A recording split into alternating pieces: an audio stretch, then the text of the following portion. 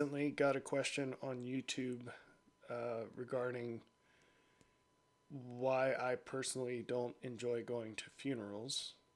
And um, normally, with a question like that, I would just sort of swat it away because who cares what I think about that. But it just so happens that a lot of times when you ask questions, to the Lord. Um, it's like a tumbler on a lock, on a combination lock. And when enough of those things line up, then the right thing to do is to answer the question. And so, following that pattern, there were several keys there that fell into place. One of them was it was a comment on a video about how we should be very careful about the questions that we ask.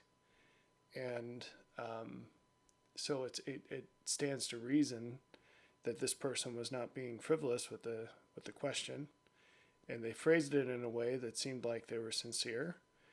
And it just so happens that this was a question about some off remark I made, some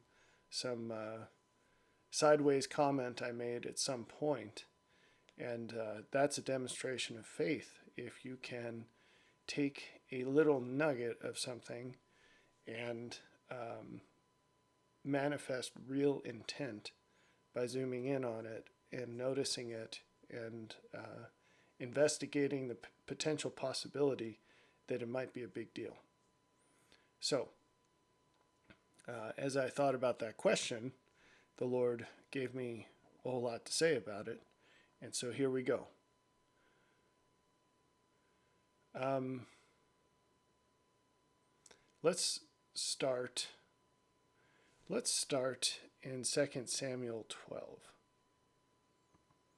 So this is the story of David's first child with Bathsheba, and we won't go over that whole story for the sake of time, but you're probably familiar with it, and if you're not, you can read about it.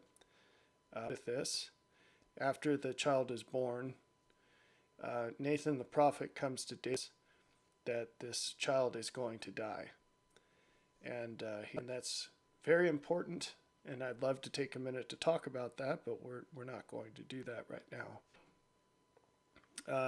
Picking up in the end of verse 15, it says that the child was very sick. So what happens is, for an entire week, David lays on the ground and fasts and prays for this child to try to see if God will heal him. And his companions come by and try to convince him to eat something or to get off the ground, and he refuses. And then on the seventh day, the child dies. And his servants, they're actually scared to let him know that the child is dead. So picking up in verse 18, they said, "Behold, while the child was yet alive, we spake unto him, and he would not hearken unto our voice. How will he then vex himself if we tell him that the child is dead?" So they were quite afraid as to what he might do in his grief to know that the child was dead, given how much he had abased him when the child was still alive. So David saw that they were whispering, and he said, "Is the child dead?" And they said, "He is dead." And this is with, and washed and anointed himself, and changed his apparel, and came into the house of the Lord, and worshipped. Then he came to his own house, and when he required, they set bread before him, and he did eat. Then said his servants unto him, "What thing is this that thou hast done? Thou didst fast and weep for the child while it was yet alive, but when the child was dead, thou didst rise and eat bread." And he said, "While the child was yet alive, I fasted and wept, for I said, Who can tell whether God will be gracious to me? But now he is dead. Wherefore should I fast? Can I bring him back again? I shall go to him, but he shall not return to me.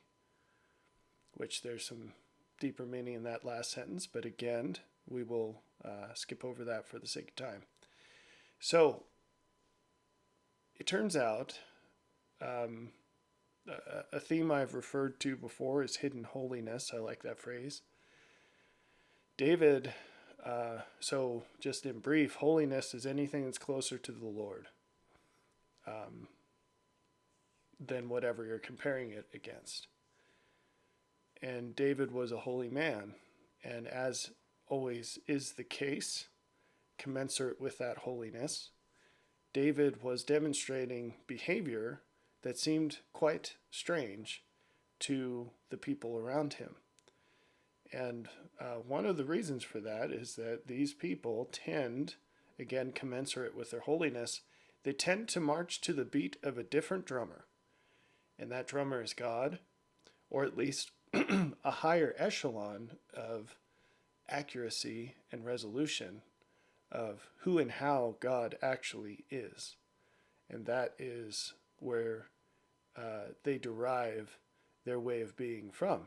Not from the people around them, not from the sentiments of society, the expectations of others. They have an advanced idea of God, and that is how they live their lives. They emulate what they understand the Lord would do in their place. Okay, so David, like Jesus, was criticized for the circumstances under which he fasted and mourned, and the circumstances under which he did not fast and mourn. And you'll remember Jesus speaking about this in the New Testament. And he essentially said, well, with you folks, no one can do anything right, because John the Baptist came fasting, and you had a problem with him doing that, and I've come not fasting, and you have a problem with me doing that. And there's no solution to your equation. So, and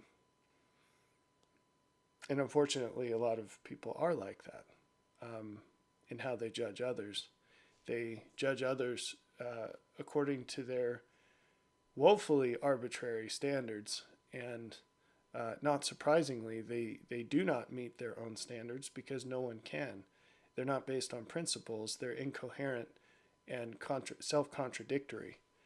And so no surprise when they try to apply those standards to others, no one else meets them either, because one can't. Anyway, so David reacted in a way that was very different than what people expected. And let's jump into this and think about what was more reasonable, what his servants expected him to do or what he actually did. David says very plainly, I did what I did because my purpose was to do everything I could to help this child. And when the moment came that it was obvious that there was no good that I could do, I stopped doing the things that I was doing to help the child, right? Because it's not going to do any good at this point. So, that kind of intentionality is a hallmark of people who are more holy. Great. So, at this point, let's mark the time by asking the question, not why are you not comfortable going to funerals, but rather, why would anyone go to a funeral? That being said, I'm not arguing in any point in this video that people should not go to funerals. I'm saying that there is a set of circumstances where that's the appropriate thing to do, and those circumstances are not on the minds of those who do go to funerals, and very few of them fit into those circumstances. If it's not abundantly obvious yet, I'm going to use the opportunity of this question to teach you something about the character of Jesus. So let's help that by giving some real world examples that are probably closer to experiences that you can commiserate with than just reading scripture, although we eat in a moment. So, let me share with you 2 funeral experiences. These are true stories.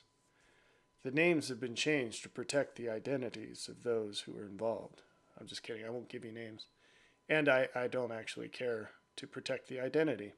You see, here's a nugget that I wasn't intending to talk about. We are overly cautious when it comes to calling out other people. And it's very strange. This is completely on point with the topic, hearkening back to the story about David. The question is why we do that. Why are we so hesitant to say, hey, this one thing was not ideal, and not concern ourselves so much about the people? On the one hand, we really don't like calling attention to our own mistakes because we don't want to incriminate ourselves. We attach ourselves so thoroughly to what we do instead of this higher calling of who we could be, which ought to be our strongest sense of self. We lose ourselves and we find ourselves. If we can redefine ourselves in terms of the potential God has given us and pointing towards Him and what we look at and what we aspire to be, and identify with that process of becoming more like Him, rather than our history of how well or poorly we may have done in trying to do that in the past, that is a successful path. But instead, we, like Isaiah says, we hitch ourselves to sin with a cart rope, like a horse hitching up a cart to a horse. And we tie ourselves, we actively attach ourselves to the past, our past actions, and that's no good. People go too far with this as well by, never shutting up about their past mistakes. And the point of it is just to reconcile to it and move on, just as David reconciled to his mistake and he moved on as much as you can. And sometimes, as is the case with David, the consequences of your poor choices, they may well remain with you throughout life. But that doesn't mean that you need to remain anchored to them in terms of who you become. So you can't change the past, but you can change the future. So when it comes to calling people out, we tend to be extremely hesitant to call ourselves out. But then there's also this weird hesitancy to call others out. And it's bizarre because if you ask people what the motive is, they say, well, I'm just trying to be kind. It's not kind to allow someone that you love themselves for the very reason that you're not saying anything about it. In other words, you're running defense on their delusion, and that's not helping anyone. It doesn't help them. It doesn't help you. It doesn't help anyone else that sees their example. So that's a weird thing that we need to shake that off of our culture. And I'm not saying the world's going to change. I'm saying as you approach the Lord, one of the things that you have to change is your willingness to see something that's jacked up and say, hey, this is jacked up, and not care so much if it's jacked up in you or if it's a societally appropriate time and place to do so. You just have to say, this isn't good enough, we can do better, right? So I have no problem calling people out. My rule of thumb, though, is that I always do this to a person's face before I do it. I don't want to say behind their back, because it's not behind their back, but when they're not there to defend themselves. I always give someone the chance to correct me in my criticisms before I spout this off to other folks. At least I try to. I don't know. Maybe I have not been perfect in that. I hope I have. I think I have, but maybe not. So, one of these examples is with one of my grandmothers who died. And I have a bunch of siblings. My two youngest siblings, sisters, there's a big age gap between them and my next oldest sibling. There's three boys and three girls in my family. And um, those sisters were really close to my grandmother because, um, well, for a variety of reasons, I guess aren't super important, but she was extremely involved in their lives. And I think she saw herself more as a mother to them than a grandmother for various reasons. And earned that the right to see things that way. It was that was pretty accurate. So older, they seem to have plenty of things better to do with their time than go hang out with grandma. So she was always in, did everything she could to dote on them and spend time with them, but they would always just blow her off as they got older, and they just didn't care. Um, so contrast that with me. Now I had moved away from Maryland where I grew up at this point, but I did everything I could to call my grandmother and speak to her on a regular basis. And anytime I would go visit, I would make time to go see her for a stretch and make sure that that was part of the plan. Um, there were other things too that I did to help her out. Not to get into tons of details, but I did what I could so that I could honestly say that I did everything I could imagine to love her. Um, so, fast forward, and making a long story short, she died suddenly. We only had about 3 weeks from when we found out she was dying to when she died. The second I found out she was dying, I immediately booked a flight. And of course, I called her. I talked to her on the phone. But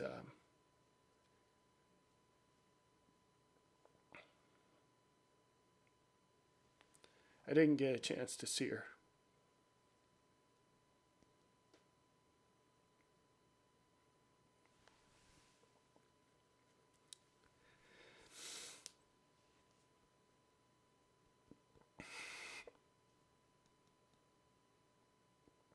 But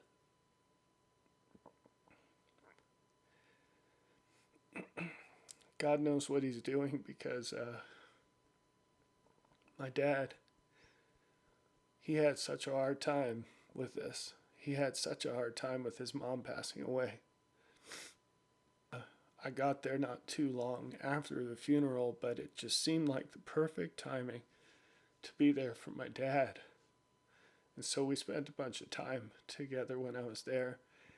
I mean, quality time. It's not like I was there for 2 weeks or something, but I don't know if he would say so. I don't know, but I certainly felt like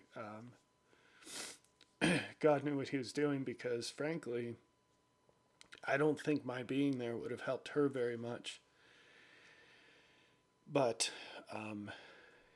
I really felt a connection with my dad that I was able to help him through some grief. So I'm. It's not what I would have picked ahead of time for myself, but looking back, I'm really glad God arranged it that way. Anyway, so I missed the funeral. Um, and, on social media, I was on Facebook at the time, and I just couldn't believe my two sisters droning on and on about my grandmother and just like, we'll miss her so much. We love her so much. Here's all these pictures from when we were little girls and all these other things. And all I could do was think about all the times I had seen heartbreak in my grandmother because my two sisters had better things to do than to go visit her. Or, it's not like it was inconvenient. She lived right where they did. And she always wanted to make dinner for them or take them out. You know, she was on a fixed income, but everything she had, she wanted to use to help those girls be happy. And they just couldn't be bothered. And that bothered me a lot. And so I started to think about this, and exactly when this happened, I don't know, but I started to think, why do people go to funerals? And why is it when you go to a funeral, you see all these people who couldn't be bothered to visit the person, especially when they have a long process of dying, or especially when they're old and lonely for many years. And these folks couldn't be bothered to visit them in life. But as soon as they die, there they are, crying and acting like they're their best friends. It's ridiculous. It's vastly hypocritical. It's grossly hypocritical. It's disgusting. It's a lie of the highest order. And so when I saw that, I resolved that, and I didn't have to make any changes to do this, but I resolved that I would continue to treat people in life with, in a way where I'd have no regrets when they died. And so I've spoken about my grandfather before, often, and I would do whatever I could to go visit him. There for various weird reasons. I've driven across the country a whole bunch of times, and any time I did, he moved from Baltimore to Michigan at some point, and I was already an adult when that happened, and anytime I could, I'd make sure that I stopped off at his house, even though it was never on the way. I mean, it added like 6 hours to the trip or something. And there's a lot of tolls in that region of the country, but I made it a point to go see him, even if it was literally like one time, the best I could do was get there, spend the night, and I got there at like 6 p.m. or something, and I took off the next morning at like 7 a.m. or something. So, but I'd make sure I saw him. And again, when he died, I offended a lot of people because I didn't go to his funeral. And the reason I didn't was because I knew that the people who were going to go there were going to put on this production, and yet they couldn't. He was estranged from several very close members of the family, and it wasn't his doing. It wasn't his choice. And I knew that if I went, I would say and do things that would just make things worse, and they wouldn't help those folks. Because I can't be in a situation and see things without saying them. So I didn't go. And I had certain family members criticize me, and I had no problem with that or telling them why I wasn't going. And I wasn't about to. Tolstoy, I think it was Tolstoy, he once said, there's a quote about this, and maybe I should look it up. But he said something like, he doesn't like using because he can guarantee that people aren't going to understand what he means. And he said that better because, he was Tolstoy. But his point was, when he uses the word, he's describing something that the folks who are hearing him aren't going to comprehend, because their concept of that word is a lot less than his. And it turns out that as you climb the mountain of the Lord, which is, I don't think I've used that phrase recently. I did a video on it a while back, but as you climb the mountain of the Lord, you will find yourself with fewer interfaces to other people than you had before. You will find that you can't say and do things that you did before because for a lot of reasons. But I mean, for one reason, it's not going to benefit them for you to do that. There will be other things that I'm not phrasing this well. It's a good segue to Jesus, though. So let's get into that. Finally, though, I was going to make another mention of another funeral situation. And in this situation, the widow, the family really didn't have a lot of money, and the widow was struggling big time. The guy was dying for a long time, and basically no one came to see him. And no one, literally no one, did anything to help the soon-to-be widow who was caring for this guy up until he died. And, they were old, and that was a physical thing to do because he was incapacitated. And even though I was not close by relation to this family, we were friends, and we made sure to have involvement with them during that time period. And I went over there at some point, and after he had passed away, and made sure that she was okay financially, and I could to help.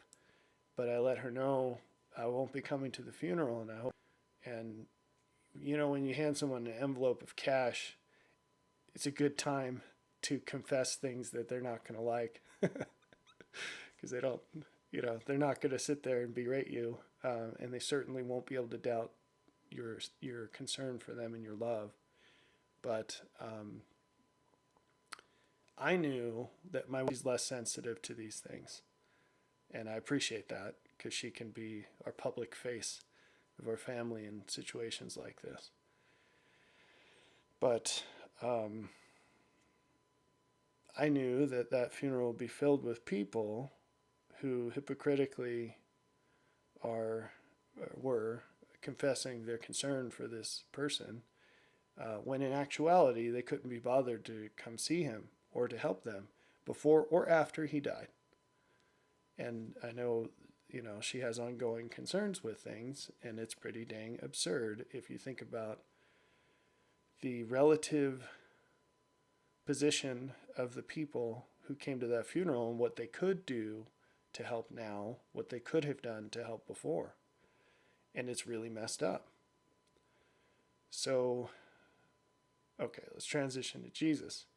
Matthew 8. Now, I'm going to give you a key to understanding the scriptures, which maybe you already know about.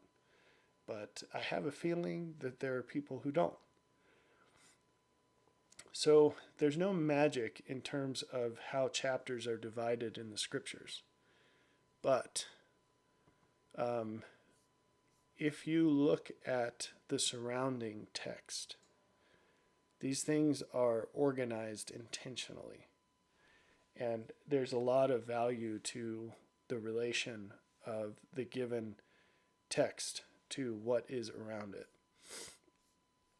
So if we go to Matthew 8, that's where the scripture is, where Jesus says, "Let the dead bury their dead." It's also in Luke, but we're looking at Matthew.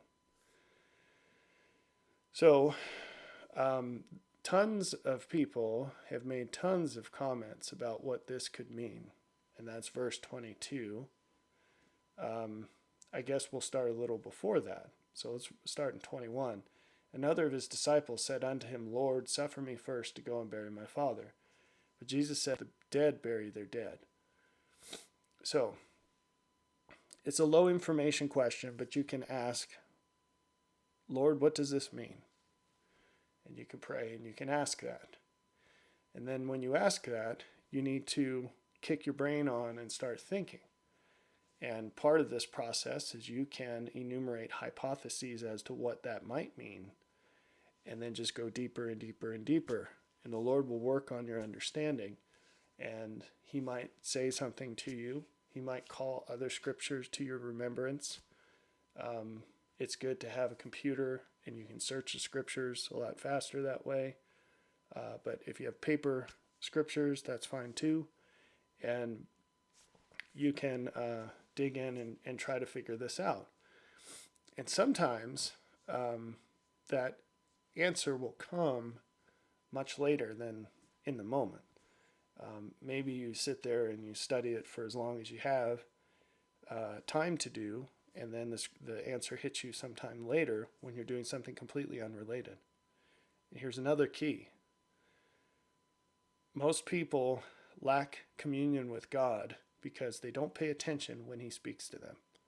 They only want him to speak to them when they're asking for it.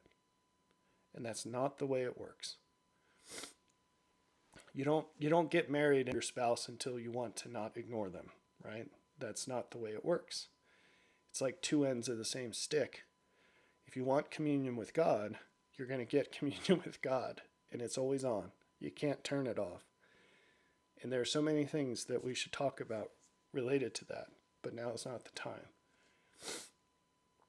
So very often when we're talking about revelation, the key is responding when it comes, seeking it when it doesn't. Very important to understand. Now you should seek it all the time. You should seek it all the time. But if you made a pie chart of what's responsible for the volume of revelation that you receive, almost all of that pie chart will be your response when he speaks to you. So what is that response? Is writing down what he says, remembering it, looking back to it, but most of all, being willing to accept anything he tells you and to live completely according to it. That's it. It's that simple. Is it easy? No. He's going to ask you to do he's going to ask you to do harder things than you can even imagine. But that's because he has joy in store for you that's also far beyond what you can imagine in duration, intensity, volume, but most importantly, in terms of the path to get there. That is the real mystery and what he's really laying out to you. And so it's this big bucket of things that exceeded your previous expectations or just contradicted them. So our simple question to start is, what did Jesus mean when he said, "Follow me and let the dead bury their dead"? And as I previously mentioned, one key to finding answers to scriptural questions is start right around there. If you're at a crime scene, you start right around there and you look at clues, right? It turns out that in terms of the Gospels, things tend to be correlated the closer together they are in the text. It's a beautiful thing, and it really unlocks a lot of truth. This whole chapter, what's it about? And again, chapter breaks in the New Testament are pretty arbitrary, but in the Gospels, I should say. In other books too, but particularly in the Gospels. Well, it starts off with a leper, and he says to the Lord, "If you want to, you can heal me." And Jesus says, "I will, be thou clean." And he is healed. And then we scroll down. And then we have the centurion who says, "I have a servant who's sick." And Jesus says, "Well, I'll come and heal him." And he says, No. I understand how this works because I'm an officer. You just give the word and he'll be healed. And Jesus says, "You have great faith. And I haven't found a faith like that in all of Israel." And the servant is healed. And then he goes to Peter's house, and Peter's mother-in-law is sick, very sick. And he touches her hand, and the fever leaves her. and then she got up and served them. That's also very interesting. That's not our point today, so we'll keep cruising. And then it says they brought to him many that were possessed with devils, and he cast out the spirits with his word and healed all that were sick. Cruising down some more. Then we get to this story where a scribe comes and says, "I'll follow you wherever you go." Jesus says, the foxes have holes and the birds of the air have nests, but the Son of Man hath not where to lay his head. It's a very important scripture. I wish we had time today to explain that. And then we get to verse 21. Another of his disciples said unto him, Lord, suffer me first to go and bury my father. But Jesus said unto him, Follow me and let the dead bury their dead. So, what do you think this scripture is about? Well, it's preceded by many stories of someone being healed before they die. So, what do you think Jesus was trying to teach here? There is great disputation amongst people that dispute about this sort of thing as to whether this disciple's father was actually dead yet or not. And the proponents of this theory say, well, maybe the dad wasn't dead yet and the disciple was asking for time to spend with the dying father, which seems like a reasonable thing. Hey, my dad's terminally ill. Can I get a minute to spend with him until he dies, and then I'll come follow you? I don't actually think it matters whether the dad was dead yet or not, because this person is a disciple of Jesus. It's not someone who just heard him for the first time right in this moment.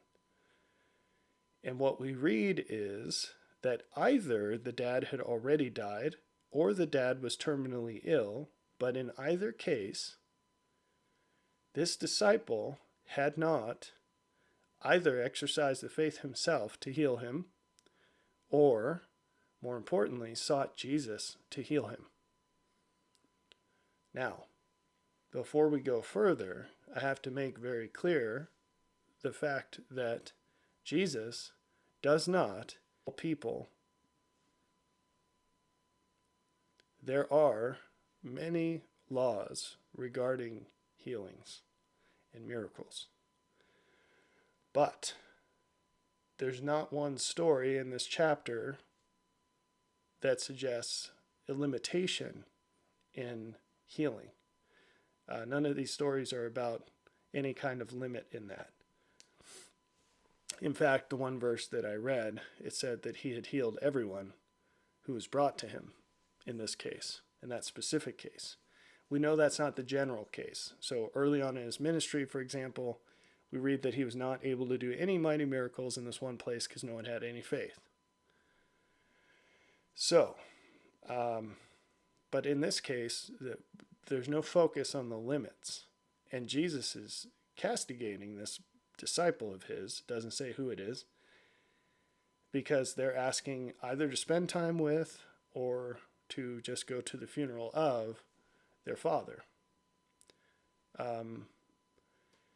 Do we have any records of Jesus going to funerals? We do.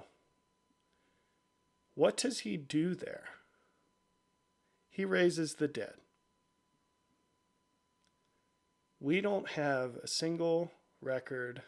Correct me if I'm wrong, but I don't believe there's any mention in the Gospels of Jesus going to a funeral except when he raised the dead while he was there. So, does this mean that Jesus never went to a funeral without raising the dead? No, it does not. But it does suggest that, again, we don't even have the frequency to calculate a probability, but given what we have, if we were alive at the same time as Jesus and we saw him at a funeral, we could probably assume that the dead person was about to get raised, right? When Lazarus was sick, Jesus was out of town with his disciples, and he told them Lazarus is sick. And they just kind of thought, well, no big deal. You heal sick people all the time. What, it's even more likely that no big deal, because you'll just heal him too. And which it doesn't work that way. And he said plainly, Lazarus is dead. And I'm thankful that he's dead, because he implies if he was there, he would have healed him before he died, and they would miss out on the lessons they were about to learn through seeing him. And this is important. So, as you ascend the holiness hierarchy, we're going to connect this back to David, you behave in ways that differ from other people. And all people need to do the best that they know of. As you know of better to do, you will act differently than other people. And maybe those actions are, in the case of David, literally just different. And they're better. They're not just different, they're better. But they might not yield noticeably different outcomes. In the case of 2 Samuel 12, we didn't read this part, but David and Bathsheba have a second child, and that's Solomon. And Nathan the prophet goes and says, actually, his name is Jedediah, which is weird. You never hear about this. We don't call him Jedediah. We call him Solomon. And the scriptures record his name as Solomon. It always refers to him as Solomon. But the Lord named him Jedediah, which means something like blessed of the Lord or something like that. I looked it up, but I don't remember. But it's a description of the Lord's favorable outlook on Solomon. And so the question arises, did the blessing to Solomon have something to do with David's self-inflicted humiliation at the death of the first child, or the sickness of the first child? And I don't know the answer to that question. In any case, even if what David did not affect outcomes at all, which I really struggle to believe because that's not the way things work, Jesus' different behavior obviously did. And here I'm going to give you another key. So I referred to the mountain of the Lord. And what I'm talking about is the hierarchy of all things. As you ascend in goodness, in virtue, in holiness, in wisdom, in truth, in love, in suffering, which all goes together, one without all of the others, and many more besides, but all attributes of God ascend together towards God. And as you climb up that mountain, you become more capable of certain things that are closer to what Jesus would do in your place. But you can't do that without becoming less capable of doing things that Jesus would not do in your place. And so in this very narrow facet that we've been discussing of funerals, as you become more like Jesus, I won't say that you'll go to less funerals, but you certainly will be welcome at fewer funerals because you will call out the hypocrites that tend to flock to them, and no one will want you there. And if you do show up to a funeral, odds are you're there to raise the dead.